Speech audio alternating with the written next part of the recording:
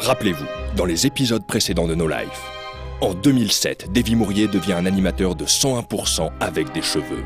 Puis Davy Mourier devient un animateur de 101% sans cheveux. La célèbre Suzuka meurt dans un accident de voiture. Pendant ce temps, Davy quitte la présentation de 101%. Puis, sans aucune raison, il revient à l'animation de 101%. Parallèlement à tout ça, des animateurs de la chaîne disparaissent sans raison. Depuis 2 mois, Davy croit qu'il anime encore 101% alors qu'il n'est plus diffusé à l'antenne suite à des oublis fréquents de tirages de chasse d'eau qui ont mis les gens de la chaîne en colère. Oh, bon Davy!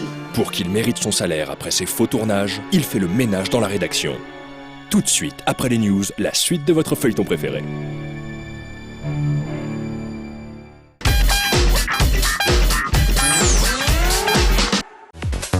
Namco Bandai n'a aucunement l'intention de lâcher la licence Pac-Man, et on les comprend. On les encourage même, puisqu'ils se sont plutôt pas mal débrouillés jusque-là, mis à part quelques ratés mémorables comme Pac-Man Party sur Wii. Mais comment oublier l'immense Pac-Man Championship Edition DX, sorti en 2010 sur le PSN et le Xbox Live Arcade. Depuis fin mars, la licence est à nouveau sous les feux de l'actualité, avec la sortie de Pac-Man Plus Tournaments sur Google Play.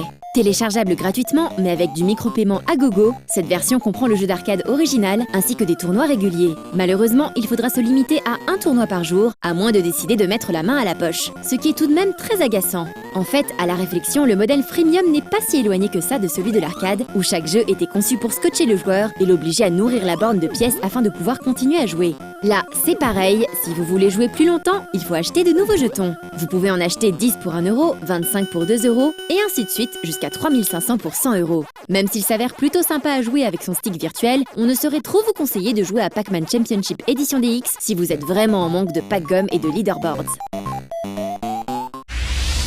Come discover Animal Crossing. Le nouvel épisode d'Animal Crossing pour 3DS, New Leaf, est sorti au Japon en novembre dernier sous le titre Tobidase Dobutsu no Mori. Et ce n'est rien de dire que le titre, au summum du kawaii casual, a su séduire à nouveau son public avec 3 600 000 exemplaires du jeu vendus, dont un bon quart en téléchargement. Nouveauté de cet Animal Crossing, quand vous arriverez dans cette nouvelle ville, vous serez désigné d'office maire. Si vous le souhaitez, vous pourrez diriger votre ville et la modeler à l'envi. Mais si vous préférez cumuler vos fonctions avec un mandat glandouille, c'est tout à fait possible également. Le contenu personnalisable a été revu bien à la hausse. Vous pourrez ainsi customiser encore plus vos meubles et vos vêtements pour faire de votre lieu de vie un endroit unique. Bien sûr, le potentiel en termes de Street Pass est faramineux pour ce titre. Comme dans les précédents titres, dont le premier était sorti en 2001 sur Nintendo 64, vous serez absolument libre de faire ce que vous voulez. Aller à la pêche, chercher des trésors et vivre au rythme des saisons, comme le montre ce nouveau trailer. Celui-ci est destiné à attirer un maximum de touristes dans la nouvelle ville que proposera Nintendo en boîte ou en téléchargement sur le eShop à partir du 14 juin 2013. Project Eternity est le nom sans doute provisoire du nouveau jeu d'Obsidian Entertainment qui par le passé a pu développer des titres comme Neverwinter Nights 2 ou Fallout New Vegas en 2010. Il s'agit d'un titre orienté sur un gameplay tactique en temps réel, mais possibilité de mettre en pause pour gérer les actions à effectuer. Ce système fut popularisé par des titres comme Baldur's Gate ou bien avant par des jeux comme Secret of Mana. Le tout prévu pour jouer un groupe de personnages dans un univers de fantasy. Les détails sur l'univers à parcourir ne sont pas encore connus, même s'il est certain que le jeu veut lui aussi rendre hommage aux titres de type Planescape Torment. Pourtant, Project Eternity ne se déroulera pas dans un des univers de Donjons et Dragons et ne reprendra pas non plus ses règles. Le jeu tournera grâce au moteur Unity, tout comme Torment, Tides of Numenera. Les deux jeux ont d'ailleurs connu des campagnes Kickstarter qui ont levé des millions de dollars. De leur côté, l'équipe d'Obsidian prévoit une sortie pour 2014 et tient à jour régulièrement un carnet de développement pour montrer au public leurs avancées.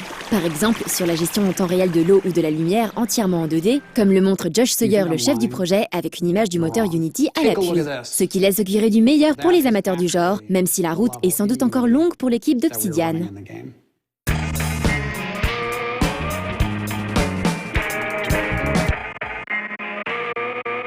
Dans ce 101%, la critique de Tokitori 2 et Moto avec Caroline Ferrara dedans. Et tout de suite, on regarde Michan. Je peux la refaire, Alex, parce que je crois que j'ai accroché. Non, c'est bon, te casse pas, on enchaîne. Ah bon, ok. Salut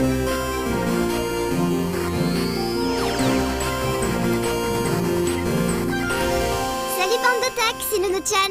Vous saviez qu'il existe un mot français officiel pour marketing? On devrait parler plutôt de mercatique, qui est défini par le journal officiel comme étant, attention, l'ensemble des actions ayant pour objectif de prévoir ou de constater, et le cas échéant, de stimuler, susciter ou renouveler les besoins du consommateur. Ah, la mercatique, merveilleuse invention de notre société moderne.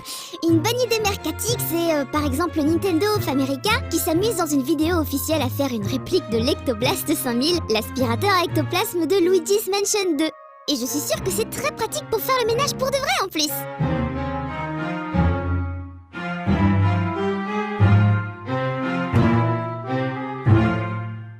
Une mauvaise idée mercatique, c'est par exemple vouloir faire un jouet Megaman du style un arc en plastique. Hautement pertinent, me direz-vous, n'est-ce pas?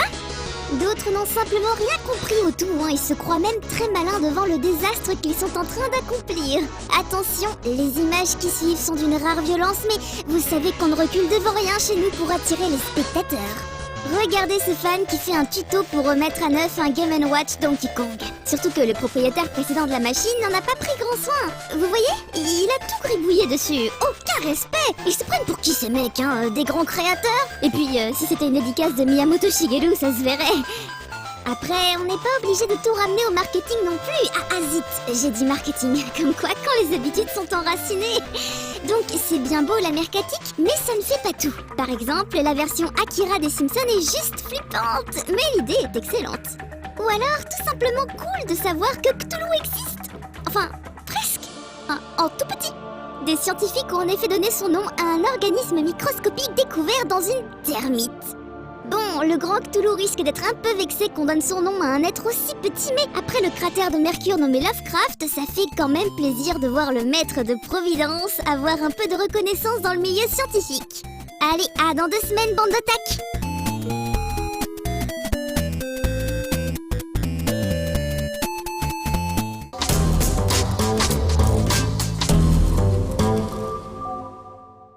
Voilà, ce 101% est terminé, je vous dis à bientôt. Ce week-end, retrouvez No Life, ainsi que moi-même, au cartooniste de Nice. Viendez nous voir. C'est bon? Ça te va? Ouais, c'est bon. Allez. Ok, bon bah j'y vais. Attends. T'as pas oublié, là, tu dois faire le ménage? Tiens. Hop. Ah, merci. Surtout qu'hier, tu sais, c'était la nuit de Cyril, alors il y a le bordel partout, quoi. Donc essaie de faire gaffe, surtout sous les tables. C'était la livre de Cyril?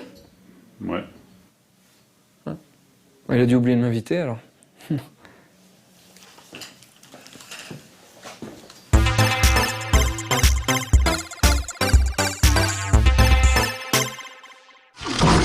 Tokitori est sorti à l'origine en 2001 sur Game Boy Color, puis a eu la chance d'être remaké en 2008 sur WiiWare, avant d'être porté sur tout un tas de supports.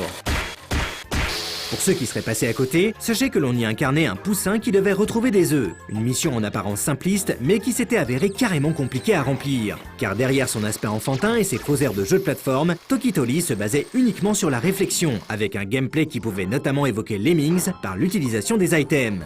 5 ans après ce remake, Two Tribes, le développeur historique de la franchise, nous a donc pondu une suite sobrement intitulée Tokitori 2. Mais contrairement à ce que laisse entendre un tel titre, il ne s'agit pas là de simples niveaux en plus et de quelques mécaniques inédites. Non, ce second épisode va beaucoup plus loin, en faisant quasiment table rase des mécaniques d'origine.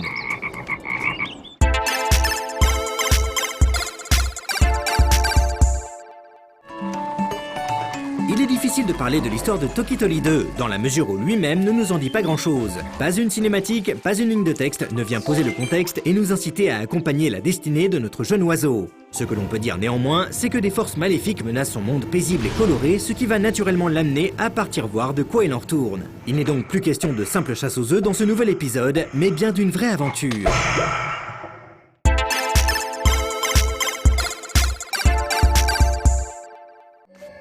Tokitori 2 est un jeu avare en explications, que ce soit pour son scénario, comme nous venons de le voir, ou son game system. Il va en effet à l'encontre de cette tendance qui impose un tutoriel pénible et veut que le joueur soit pris sans cesse par la main. Ici, contrairement aux apparences, rien n'est enfantin et tout se base sur l'expérimentation.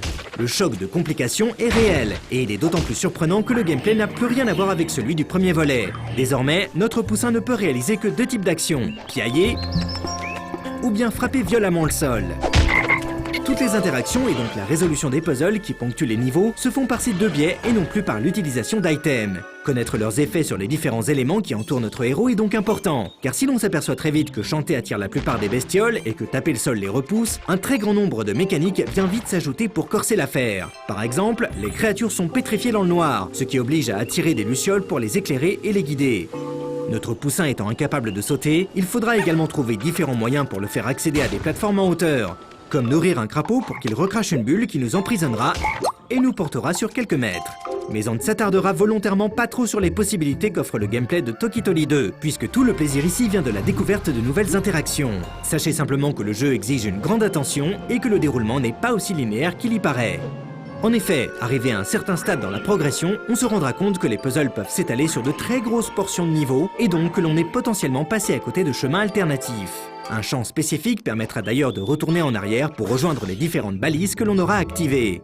À cette occasion, le jeu offrira alors enfin une vue complète et libre de la carte, ce qui permettra de repérer les différents embranchements et donc les niveaux à revisiter. Le simple petit jeu de réflexion que l'on attendait nous fait alors découvrir un monde interconnecté plaisant à visiter, surtout pour qui aime les énigmes. Autrement, on notera que notre héros dispose également de 3 autres champs. Le premier permet de situer à peu près les pièces de puzzle que l'on doit collecter. Le second nous renvoie au dernier checkpoint croisé.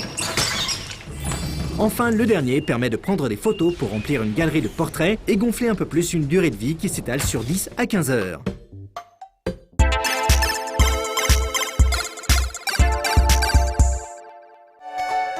Le principal reproche que l'on pourrait faire à Tokitoli 2 tient dans son parti pris complètement hermétique. Une sorte de trip old school que l'on apprécie, mais qui aurait sans doute gagné à être expliqué aux joueurs les moins aguerris, via un système d'indices à activer par exemple. Le manque d'indications et les objectifs parfois flous peuvent en effet poser un vrai problème et scotcher le joueur de très longues minutes sur un même passage.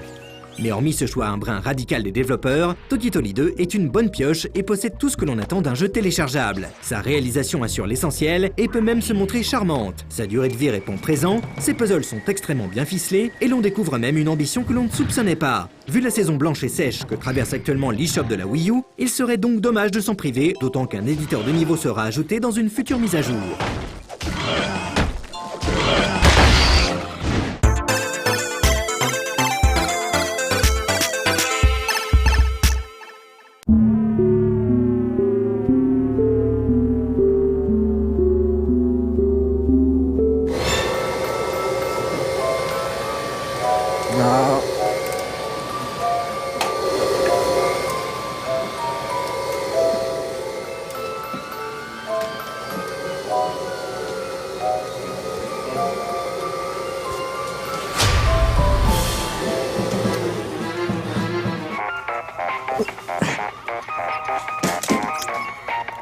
Attention, Davy! Mon fantomascope m'indique qu'il y a sûrement des poltergeists autour de toi!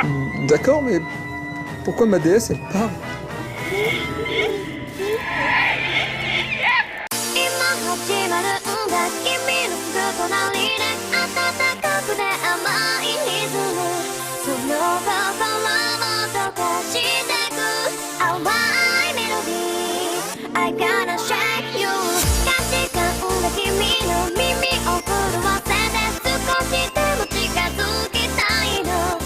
Bonsoir à tous et bienvenue dans Auto. C'est merveilleux, depuis quelques temps on sent que le printemps tente de s'imposer et il serait temps parce que sinon l'été va être en retard. Mais grâce à la force de la J-musique et moi plutôt grâce à celle de la J-pop, je lutte contre le froid.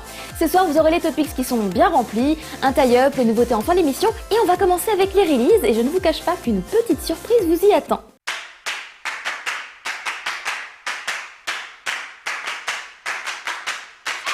On commence les releases avec le dernier album sorti en numérique en Europe de Hayashibara Megumi. Cette fois-ci, il s'agit de l'album Choice, son 13e et dernier album en date sorti en 2010 au Japon. Dedans, vous y retrouverez les génériques des différents Slayers ainsi que ceux de Gakuen Utopia Manabi Straight. Depuis le 8 mars, les fans du groupe Orochi peuvent profiter du mini-album Hyakaryoran sorti en Belgique. Ce qui est cool pour les fans européens car il ne sortira au Japon qu'en mai. Ubudillion, enfin en vente en France et cela depuis quelques jours. Quand on pense qu'un album neuf coûte dans les 25-30 € au Japon, et bah là, vous pouvez avoir le même pour presque moitié moins. Espérons que d'autres artistes fassent de même.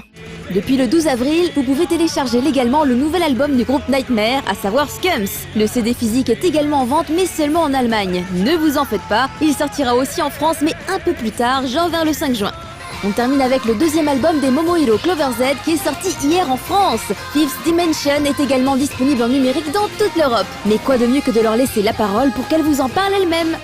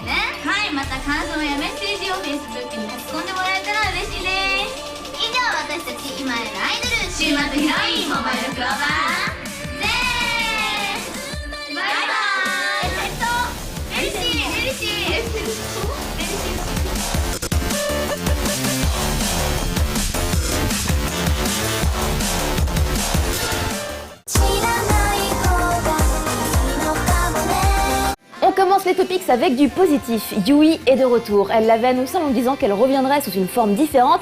Eh bien, c'est chose faite. Elle revient avec son groupe Flower Flower. Ils ont déjà commencé à donner quelques Secret Live par-ci par-là, mais leur vrai premier concert officiel sera le 4 mai au Japan Jam 2013 qui se tiendra au Studio Coast à Shinkiba. Du côté changement, on sait que Yui est maintenant devenue blonde et que son nom de scène passe de Yui en majuscule à Yui en minuscule. Un site officiel est déjà en ligne ainsi qu'un blog et un Twitter. Vivement la suite.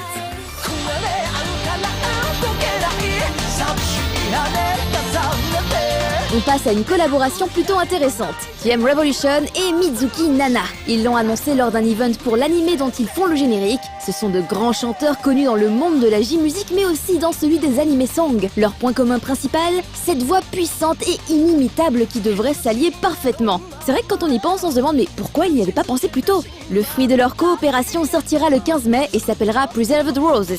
Ce sera l'opening de l'anime Kakumeiki Valve Rave. Le single sortira en 3 éditions dont 2 limitées. Personnellement, j'apprécie beaucoup le côté affiche de film, j'ai hâte d'entendre ce que ça va donner. Les émissions musicales sont très populaires au Japon et une nouvelle vient s'ajouter à la programmation des Japonais dès demain soir. Il s'agit de Asia Versus. Comme son nom l'indique, elle sera diffusée dans plusieurs pays d'Asie comme Taïwan, la Corée ou encore l'Indonésie.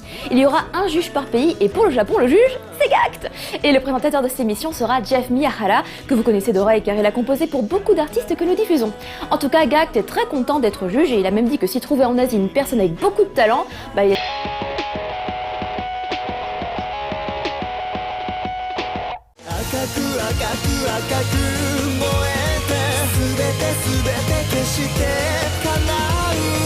Le tie-up de cette émission, c'est le clip Futatsu no Kodo Toa Kaitsumi du duo fraternel On-Off. Tous les fans de l'anime Vampire Knight connaissent cette mélodie puisque c'est l'opening de la série. Et comme de par hasard, en mars dernier, une nouvelle édition DVD de la série a vu le jour en réunissant les 2 saisons. Maintenant, on peut se faire une playlist spéciale Vampire Knight sur No Life car nous avons tous les génériques à l'antenne. Et cette série aura été la mise en lumière du duo car depuis, ils sont restés plutôt dans l'ombre jusqu'à ce qu'ils interprètent le générique de Doolala, mais ça, ce sera pour une prochaine fois. Oh my god. Ça y est, c'est la fin de l'émission, il est temps maintenant de passer aux nouveautés qui entreront en rotation sur nos lives juste après le J-Top samedi soir. Et cette semaine, vous aurez le clip Né de Monzairen. Vous avez déjà fait sa connaissance il y a quelques semaines avec Black Russian, maintenant vous la connaîtrez encore mieux avec Né. Dans Japan in Motion, vous aviez vu un clip des NMB48, mais c'est un autre groupe d'idoles qui fait son entrée sur la chaîne, les Super Girls avec leur clip Celebration, titre éponyme à celui de l'album sorti tout récemment. On reste dans la thématique Japan in Motion avec Left Behind, le nouveau clip de Forget Me or Not dont l'album était classé dans les charts de l'émission mais vous n'aviez pas vu le clip. Eh bien le voilà et vous pouvez même voter pour lui. Mais ce n'est pas le seul, car Baseball Beer aussi pourra intégrer vos slots. Et Tabibito in the Dark, c'est surtout le premier clip de ce très bon groupe que nous avons sur No Life. Un véritable plaisir de pouvoir les diffuser. Le clip en tie-up de la semaine, c'est Futatsu no Kodo to Akai Tsumi du duo On-Off. Leur tie-up avec un animé à succès leur permettra-t-il d'être populaires parmi les téléspectateurs, ou bien resteront-ils dans l'ombre ? En tout cas, l'ombre, les Momohiro, elles ne connaissent pas. C'est même tout l'inverse dans leur nouveau clip Neo Stargate. Elles sont en pleine lumière dans leur vaisseau spatial et elles ont aussi un nouveau look très piquant.